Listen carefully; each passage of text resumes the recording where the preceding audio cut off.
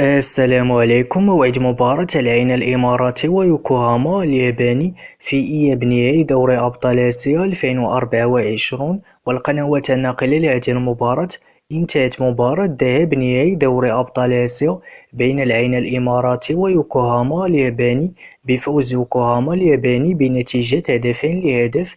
وسيواجه العين الإماراتي يوكوهاما الياباني في إياب نهائي دوري أبطال آسيا يوم السبت 25 مايو 2024 على ملعب عزة بن زايد بالإمارات في تمام الساعة 5 مساء بتوقيت المغرب وتونس والجزائر، 6 مساء بتوقيت مصر، 7 مساء بتوقيت السعودية إن شاء الله.